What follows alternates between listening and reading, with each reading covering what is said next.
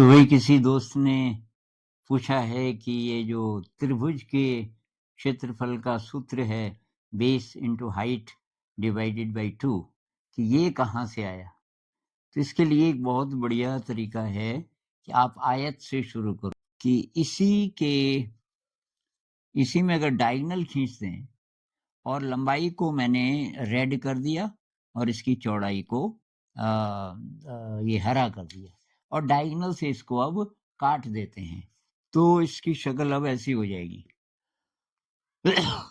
तो ये आयत था, इसके बन गए दो ट्राइंगल और ये दोनों के दोनों कॉन्ग्रुएंट हैं, एकदम एक दूसरे के बराबर हैं। आप फिट करके देख सकते हो तो ये एकदम से एक दूसरे के बराबर है, मतलब जितना क्षेत्रफल इसका होगा उतना ही इसका भी होगा।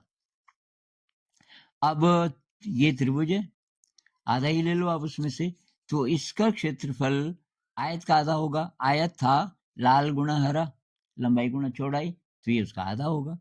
अब लंबाई चौड़ाई बोल नहीं सकते इसलिए इसको बोल देते हैं base into height divided by 2, क्योंकि ये इसका आधा है।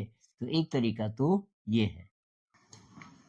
अब मान लीजिए कि हमारे पास ये त्रिभुज है, किसी ने बोला कि भाई त्रिभुज है दिया हुआ, प्रूव करो कि इसका क्षेत्रफल होगा base into height divided by 2। इसके खाने तो हम गिन नहीं सकते ये स्क्वायर सेंटीमीटर्स, क्योंकि ये किनारे वाले कोई आधे हैं कोई आधे से भी कम है। तो अब हम क्या करें, थोड़ी देर आप सोचिए। तो हम क्या करेंगे कि इसका भी आयत बना देंगे, इसके साइड्स में ये और ये मैं जोड़ दूं तो ये बन गया आयत। अब आयत का क्षेत्रफल होता है लंबाई गुणा चौड़ाई और ये इसका आधा है, आयत का आधा है, इसलिए ये हो जाएगा base into height divided by 2। अब आप बोलोगे आधा है, इसका क्या प्रमाण है? तो सोचो कोई प्रमाण हो सकता। तो भाई प्रमाण ये है कि ये आधा है इस आयत का, मतलब ये और ये भी आधा होगा। अब कैसे हम प्रूव करें? तो एक तरीका ये हो सकता है कि इसको हम यहाँ रख दें, इन दोनों पीसेस को अगर हम जोड़ दें ऐसे करके और फिर इसको इसके ऊपर अगर हम फिट करें तो ये एग्जैक्टली फिट हो रहा है।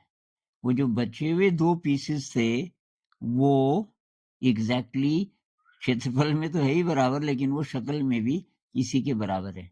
तो इससे भी आप प्रूव कर सकते हो कि त्रिभुज का क्षेत्रफल base into height divided by 2 क्यों होता है।